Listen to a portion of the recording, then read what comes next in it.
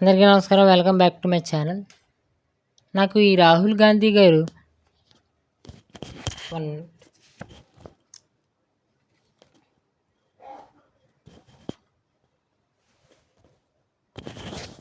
Sorry for the disturbance. నాకు ఈ రాహుల్ గాంధీ గారు చాలా విచిత్రంగా కనబడతారు. ఏంటో అసలు అర్థం కాదు నాకు. ఈయన అంటాడు ఈయన కూడా అంతే, ధర్మేంద్ర ప్రధాన్ రాజీనామా చేయాలి, ఈ లాఠీ చార్జ్ చేసినందుకు హోమ్ మినిస్టర్ రాజీనామా చేయాలి, దీన్ని పర్యవేక్షణ చేస్తున్నందుకు ప్రధాని నరేంద్ర మోడీ కూడా రాజీనామా చేసేయాలి. అంటే ఇప్పుడు వీళ్ళందరూ రాజీనామా చేసి ఎన్డీఏ గవర్నమెంట్ పడిపోతే ఈ కాంగ్రెస్ వచ్చేసి అప్పనంగా రాజ్యాధికారం తీసుకుంటా ఎప్పుడు దొడ్డిదారిలోనే ప్రయత్నించాడు రాజకీయంగా ఎదగడానికి.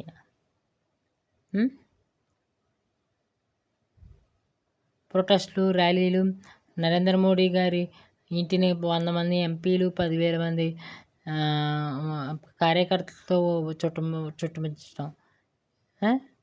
ఏమైనా ప్రమాదం జరుగుంటే నరేంద్ర మోడీ గారికి అందులో ఒక మాబ్కి సంబంధించిన వ్యక్తి ఉంటే, మీ ఫ్యామిలీ హిస్టరీ మీకు తెలీదా? ఇందిరాగాంధీ గారు, రాజీవ్ గాంధీ గారు ఇలా ఎంతమంది మోసగింపబడి ప్రాణాలు కోల్పోగలిగారైనా, అలాగే నరేంద్ర మోడీ గారి ఇంటికి అలాగా వెళ్ళే బదులు 19 మంది చనిపోయారు ఈ నీట్ ఎగ్జామ్ వల్ల అని తెలిసిన మనకి ఈ ప్రతి ఇంటికి వెళ్ళి వాళ్ళని పరామర్శించి వారితో మాట్లాడించి వారికి ఎక్స్గ్రేషియా మీ కాంగ్రెస్ ప్రభుత్వాన్ని, మీ కాంగ్రెస్ పార్టీ నుంచి వారికి ఇప్పించే ప్రయత్నం ఎందుకు చేయలేదు? అలాగే ఈ పేపర్ లీక్ అయిపోయింది కాబట్టి ధర్మేంద్ర ప్రధాన్ రాజీనామా చేయాలంటున్నా మీరు.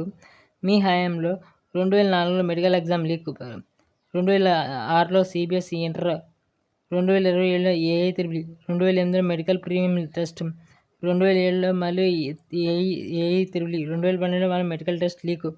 అంతకన్నా మీ పెద్ద ఘోరం 26/11 ముంబై అటాక్ సంబంధించిన టెర్రరిస్ట్ అటాక్లు సంబంధించి మీరు పాకిస్తాన్కి రిటాలియేట్ ఇవ్వకపోవటం, అది అమెరికా లాంటి దేశానికి పెప్పట్లాగా వ్యవహరించి మీరు దాన్ని వదిలేయటం.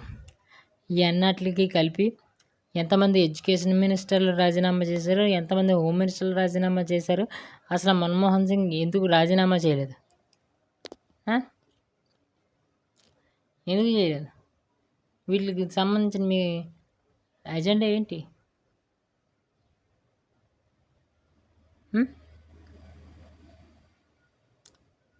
మాట్లాడితే ఏదైనా అర్థం ఉండాలి, పిచ్చి పిచ్చిగా మాట్లాడడం కాదు.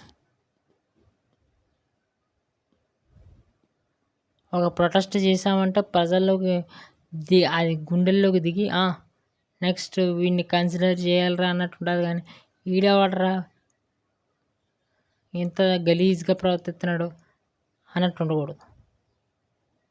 దాంట్లో మీరు పరివర్తన చెందితే మీకు రాజ్యాధికారం వస్తుంది, కాంగ్రెస్ అనే పార్టీ నిలబడుద్ది. లేకపోతే వెళ్ళిపోద్ది మాట. నా వీడియో కనుక నచ్చితే లైక్ చేసి, షేర్ చేసి, సబ్స్క్రైబ్ చేసుకోండి.